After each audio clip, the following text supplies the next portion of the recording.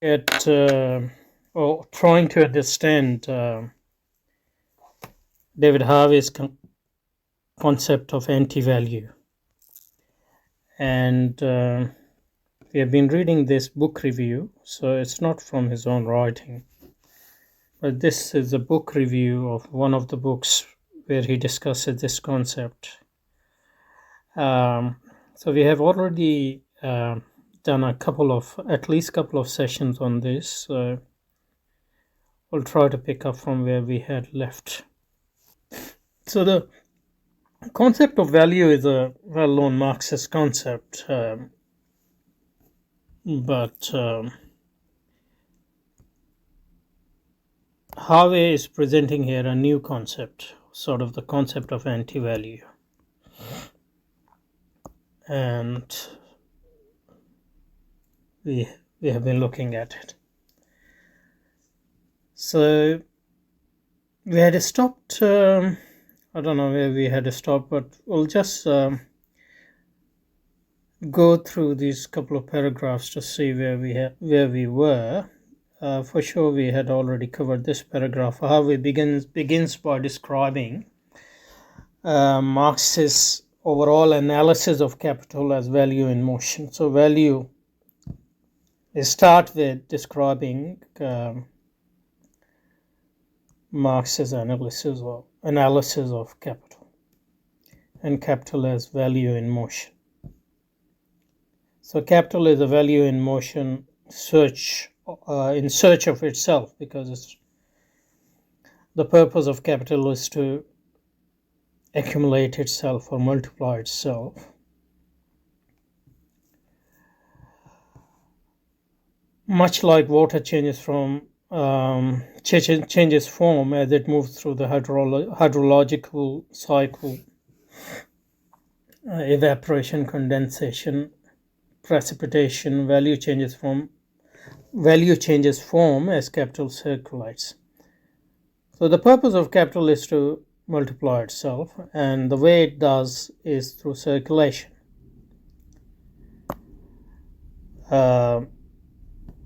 And this, you can call it a circuit of capital.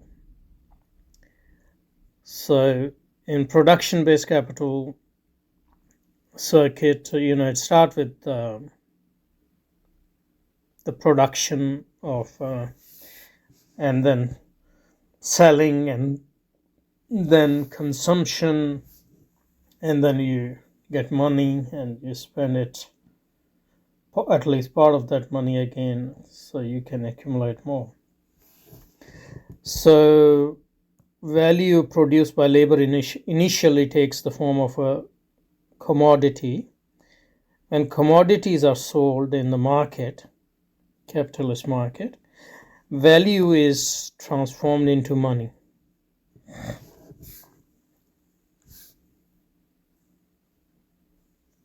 Value is transformed into money. So commodity is the value, and that value is sold. And what differentiates a commodity from other production is that the purpose of commodity is to multiply itself. So that's why commodity is something specific to capital or capitalism. So value is transformed into money. Okay, so that's a realization. When money is parceled out as wages, taxes, rent, interest, and profits, so that's the phase of distribution. Portion takes the form of money capital, that is reinvested in the production. So you create new value. You create commodity. That can be a car, that can be a vacuum cleaner, that can be a washing machine, etc. That can be a computer, that can be an iPhone, etc. Again, there are a few things here which are interesting, or which should be emphasized, even though we had covered this before. So I don't know whether we had discussed what I'm going to discuss right now, but it's just it's good to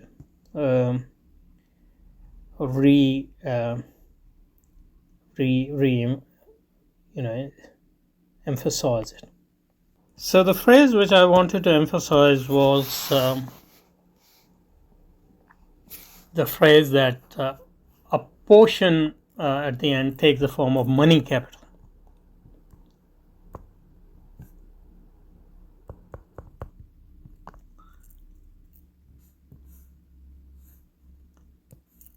So what is money capital, and how is it differentiated from money in general? And that will lead us to a similar question. So, for example, commodity.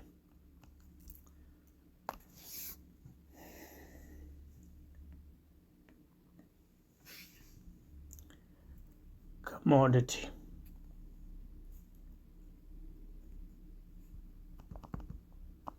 And in bracket he always put valorization, because that's the value which has been created.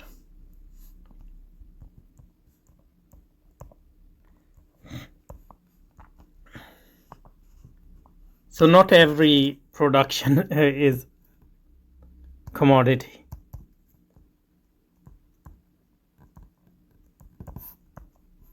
So in Middle Ages, people produce things as well. In pre-capitalist ages, people produce things as well, but they weren't commodities. Similarly, money, in some forms existed before capitalism. So not every money is capital or capitalist money. So when he's saying money capital, so how is money capital to be differentiated from? So this same $10, if we assume that we can, this is a big assumption, but if we can abstract from the system in which it is working, this $10, American dollars or Australian dollars, this money, the same money can be a capitalist money.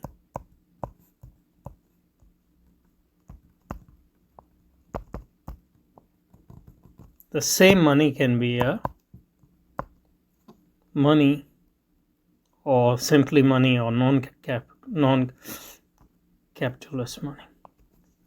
Similarly, this apple from the apple tree in this farmer's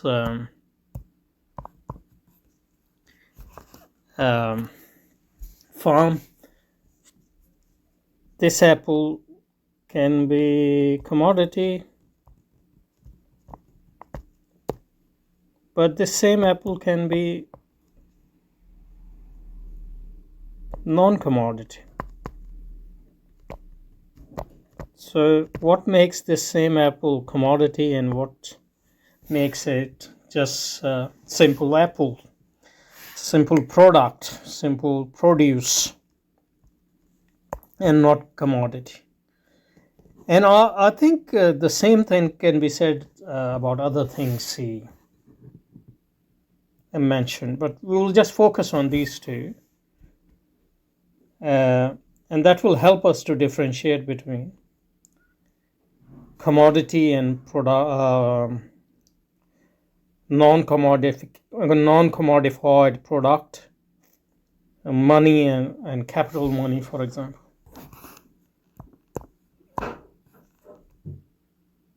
So in order to understand the difference between produce or product, simple product, and commodity, and money capital, or was it capital money? Doesn't matter. The word he used was he means reviewer, unless that is in the quotation, money capital, money capital, and just money. what distinguishes them is the concept of capital, because capital is something we define capital as for example, if we take Esteban Mazoris definition of capital, he defined capital as ever expanding exchange value.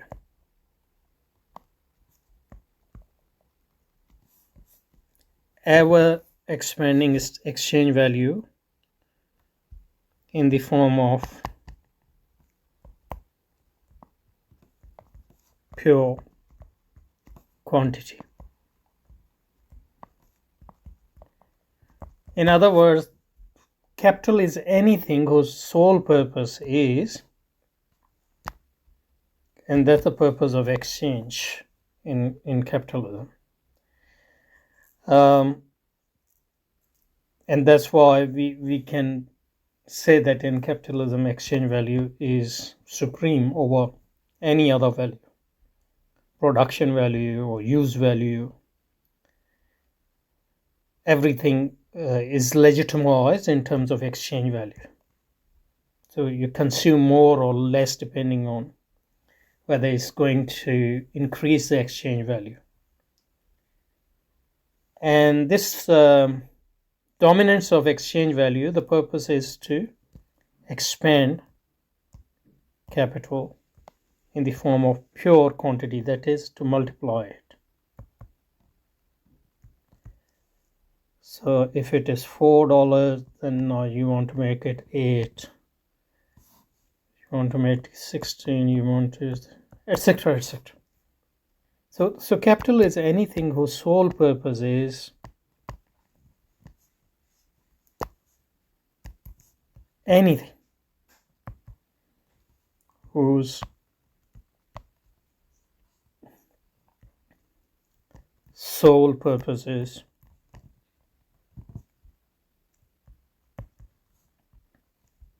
to multiply itself in terms of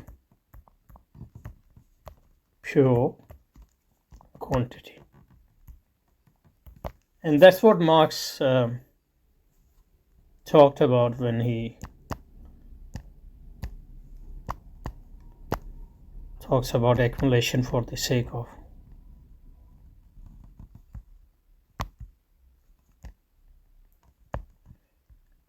So this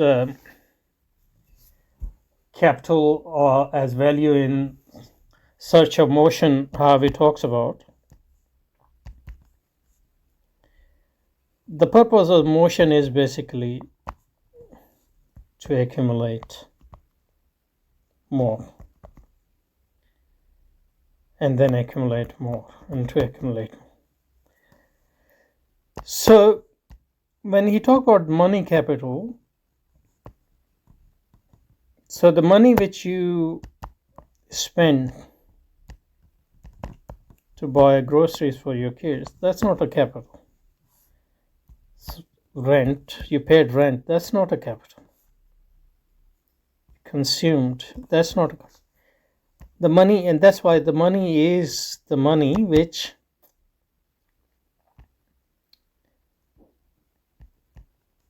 as profit and was saved after paying wages, etc., taxes, rent, etc., and reinvested. That's the key term, reinvested.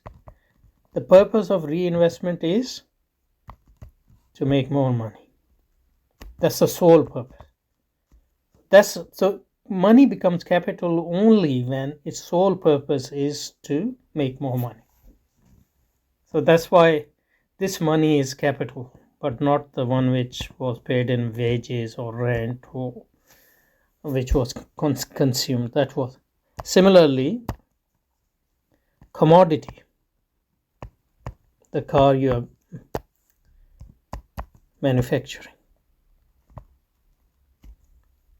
This car can be In a non-capitalist system, it can be, a product whose purpose is to, fulfill the need of the society in terms of transport or whatever.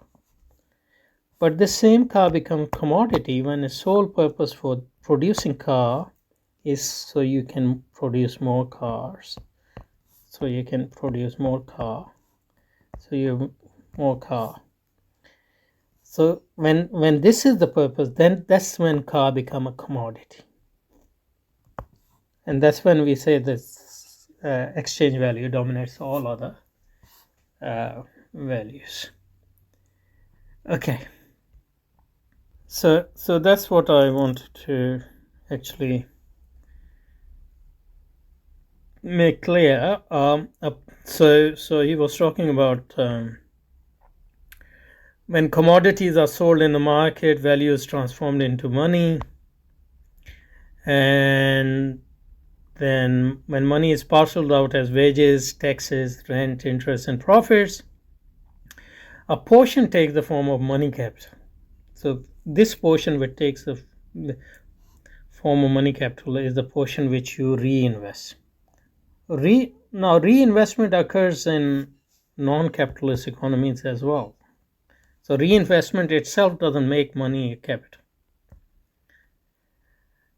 but you are reinvesting when the sole purpose of this investment is to make more money, then money is turned into capital. So money capital that is reinvested in production, and this production is commodified because the sole purpose of production is to produce more. Unlike the water cycle, however, capital accumulation is structured as a constantly expanding spiral. The definition we gave of Mesorius, for example, was talking about ever-expanding exchange value. So capital accumulation is structured as a constantly expanding spiral because capital is anything whose sole purpose is to increase its quantity. So this expansion depends on the successful movement of value across different forms.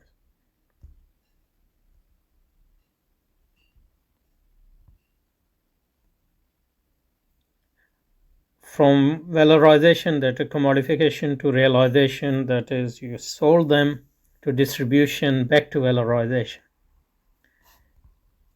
And you want this circle to be completed and repeated without smoothly and as often as possible. Speed is very important as well. That's why production become a problem for capitalism when it matures, because production takes time and distribution takes time. Then people have to consume, and people have limits on consumption. So that limits on consumption puts limits on accumulation, etc. So that's why capital, when it matures, it moves away from production. But its contradiction, its dilemma is that it cannot fully move away from production. So crises of overaccumulation occur. So that's one of the problems of production-based capital as well. Because even though economics, which is the religion of capitalism, an ideology of capitalism, teaches us that we have unlimited desires, and despite all demand management and advertisement and all that, and living in a consumer society, we are limited beings, and we have limited desires and limited capacity to consume. So that's why this overaccumulation is a constant problem. Because even though capitalism cries about scarcity, we actually live in the age of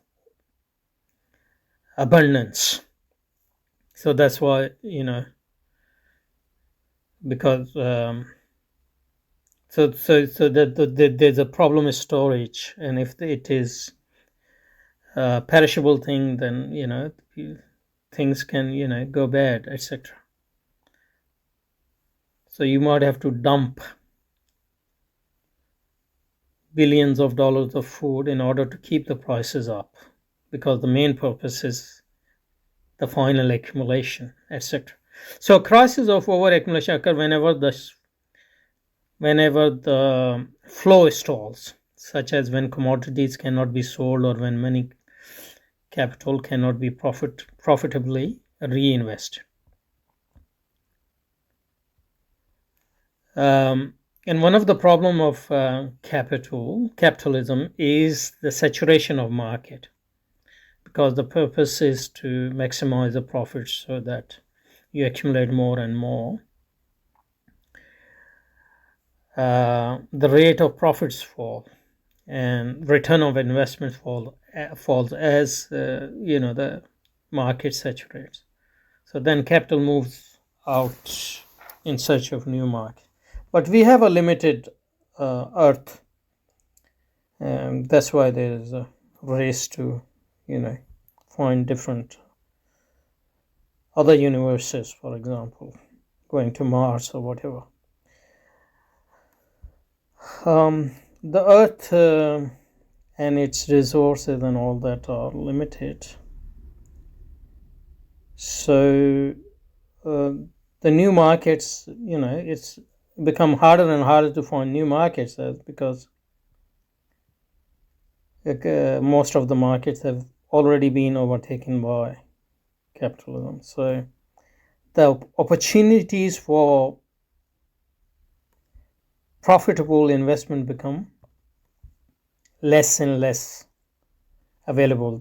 So then obviously capitalism need wars and destruction and also move away from production to finance and all that. So this is sort of a iteration of what we did in the last few sessions. So next time we will start from at this point. Let's start from at this point. Okay. Thank you.